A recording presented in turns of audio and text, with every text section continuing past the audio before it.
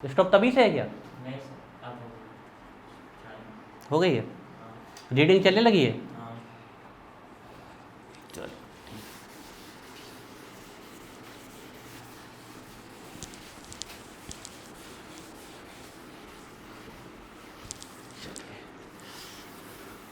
अपनी कॉपियाँ शुरू से खोल लीजिए और हमारे साथ रिवीजन को चालू हो जाए।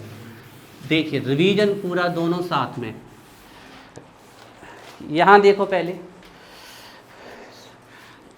Elevation boiling point depression freezing point में हमें मुख्य बातें पहले नंबर जो पता होनी चाहिए। यहाँ देखो बच्चों, फिर बाद में देखना कॉपी की तरफ।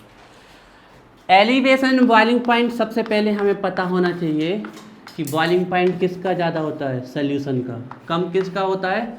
सॉल्वेंट का। यही कहलाता है हमारा एलिवेशन इन बॉइलिंग पॉइंट कहलाता है। डिप्रेशन इन फ्रीजिंग पॉइंट में हमें पता होना चाहिए फ्रीजिंग पॉइंट किसका कम होता है? सॉल्यूशन का। ज़्यादा किसका होता है? सॉल्वेंट का। This is called depression in freezing point. सबसे पहले ये हमें दो फॉर्मूले पता होने चाहिए। डेल्टा टी भी इससे निकालेंगे, डेल्टा टी एफ इससे। ये जो यहाँ बॉइलिंग पॉइंट ऑफ सॉल्वेंट है और यहाँ जो फ्रीजिंग पॉइंट ऑफ सॉल्वेंट है, सॉरी ये वाला जो बॉइलिंग पॉइंट ऑफ सॉल्वेंट है वो जो फ्रीजिंग पॉइंट ऑफ सॉल्वेंट है, अगर वाटर का केस आ गया तो ये कितना होगा? 100 degree Celsius, that is 373 kelvin. और फ्रीजिंग पॉइंट अगर वाटर के केस में आ गया तो दैट 0 डिग्री सेल्सियस 273 केल्विन। ठीक है, इन बातों को थोड़ा अपने दिमाग में ऐसे ठीक। एक तो हमें पहले नंबर ए फॉर्मूला पता होना चाहिए दोनों का। इसके बाद हमें ये पता होना चाहिए कि एक्सपेरिमेंट से ये देखा गया है कि डायरेक्टली प्रोपोर्शनल है एलिवेशन बॉइलिंग पॉइंट मोलेलिटी का, और फ्रीजिंग पॉइंट भी डायरेक्टली प्रोपोर्शनल किसके? ये फॉर्मूले हमें पता हो। अगर ये फॉर्मूले पता है तो हम लास्ट का फॉर्मूला यहीं से बना लेंगे, जल्दी जल्दी हो जाएगा। डेल्टा टी बी, यहाँ से हमारा आएगा के बी, और ये मोलेलिटी। अब यहीं से हम पूरा फॉर्मूला बना लेंगे। के बी की जगह क्या रख देंगे? एन बी अपॉन आपका डब्ल्यू ए, जो कि किस में रहेगा? निकाल लेंगे। के बी आपको दिया रहा होगा और वाटर होगा तो कितना? 0.52। के बी की यूनिट पता है हमें, कैसे इसी फॉर्मूले से निकाल लें हम। कहाँ गया? इससे के बी की निकाल लें तो ऊपर क्या है? टेम्परेचर। टेम्परेचर की क्या है? केल्विन। और मोलेलिटी की क्या होती है? मोल पर के जी। जी हमारी आ गई किसकी यूनिट? आपकी के बी की। ऊपर टेम्परेचर, टेम्परेचर की केल्विन, और नीचे मोल पर के जी। सेम यूनिट इसकी आएगी। ऐसे ही इसको निकाल लेंगे, फॉर्मूला बनाएंगे तो डेल्टा टी एफ इक्वल क्या हो जाएगा? के एफ एम। ये हमारा फॉर्मूला हो जाएगा। सेम निकाल लेंगे। वाटर के लिए कितना होता है? 1.86। यूनिट पता है फिर से, टेम्परेचर मोल पर केजी। क्लियर है? यहाँ से हम मॉलिक्यूलर मास ऑफ सॉल्यूट निकालने का फॉर्मूला इसको लेके बना लेंगे, बन जाएगा। कैसे निकालना है? सिर्फ मोलेलिटी की वैल्यू रख देनी है। एक केस अगर हम लगा दें, इसको 1 मोलल मान लें, तो मोलल एलिवेशन कांस्टेंट किसके इक्वल हो जाएगा? Elevation in boiling point. When molality of solution कितनी हो जाए? सेम केस अगर यहाँ हम 1 मान लें, इसको 1 मोलल मान लें, तो ये डेल्टा टी एफ किसके इक्वल हो जाएगा? के एफ। मोलल डिप्रेशन कांस्टेंट किसके इक्वल हो जाएगा? Depression in freezing point when molality of solution is 1। ठीक है, अब आप लोग अपनी अपनी कॉपियाँ निकालें, शुरू का पेज खोलें और हमारे साथ रिवीजन करिए चीज़ों को। ठीक है,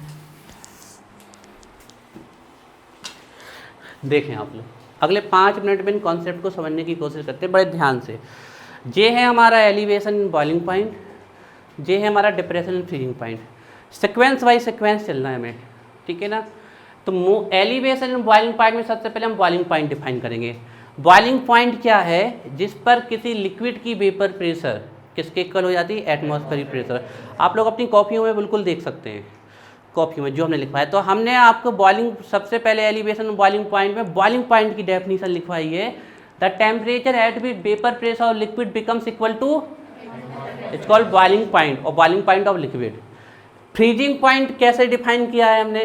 the temperature at which vapour pressure of liquid phase becomes equal to solid phase और फ्रोजन फेज। ये क्या है? Freezing point. अब इसमें बॉइलिंग पॉइंट को बढ़ाने की घटना करनी है, इसमें फ्रीजिंग पॉइंट को घटाने की। तो दोनों के लिए हमें ऐड करना है नॉन वॉलेटाइल सल्यूट। किसमें? प्योर वॉलेटाइल सॉल्वेंट में। तो दोनों में सेम लैंग्वेज लिख रहे हैं। when non volatile solute like NaCl, glucose, sucrose, urea is added in a pure volatile solvent like in water, then vapor pressure of solution gets decrease।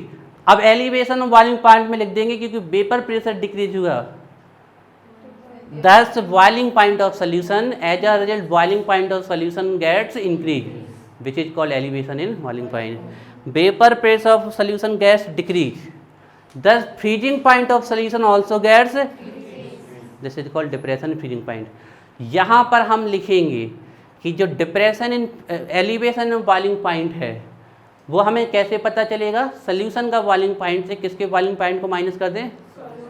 Solvent के, pure solvent के boiling point को। तो delta T B equal हो जाएगा T B minus T naught P. और यहाँ पर हम क्या करेंगे? सॉल्वेंट के फ्रीजिंग पॉइंट से किसके फ्रीजिंग पॉइंट को माइनस कर दें? सोल्यूशन के फ्रीजिंग पॉइंट को। तो delta T F equal T not F minus T F.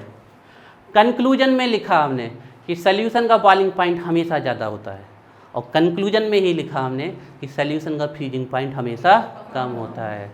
ये हमने कंक्लूजन में लिखा है। एक्सपेरिमेंटली देखा गया है कि delta T B elevation in boiling point directly proportional है मोलेलिटी ऑफ सॉल्यूशन के। मोलेलिटी ऑफ सॉल्यूशन मतलब मोल पर, मतलब मोल बढ़ेंगे तो आपका एलिवेशन बॉइलिंग पॉइंट भी क्या होगा? तो एक कैसी प्रॉपर्टी हो गई? कोलिगेटेड, क्योंकि मोल क्या है? हमारे पार्टिकल्स हैं। बात समझ में आ रही है? तो delta T B directly proportional M, और एक्सपेरिमेंटली ही देखा गया कि depression in freezing point directly proportional है मोलेलिटी के। Experimentally it is observe that, it is determine that elevation in boiling point directly proportional to the molality of solution, that's why it is a, hence it is a colligative product. Same language इसमें, hence it is a colligative. अब इसके बाद पूरी कहानी चल रही है constant पे। डेल्टा टी बी इक्वल के बॉइलिंग पॉइंट के लिए एम, वेयर के बी कोल्ड एलिवेशन के लिए निकाला मोल से, मोलल एलिवेशन कांस्टेंट और ई विलियोस्कोपिक कांस्टेंट। यूनिट निकाल दें के बी की तो एम आ जाएगा नीचे। तो क्या आ गई? टेम्परेचर की केल्विन और मोलेलिटी की मोल पर केजी। तो मोल पर केजी या केजी ऊपर ले आए तो इनवर्स। वाटर के लिए 0.52 ये हो जाएगी। क्लियर है? क्लियर सिफा? हाँ, नहीं मोल पर KG, kelvin kilogram mole inverse. Yes right. देखो के बी, यहाँ डेल्टा टी बी और नीचे क्या आ गया? मोलेलिटी।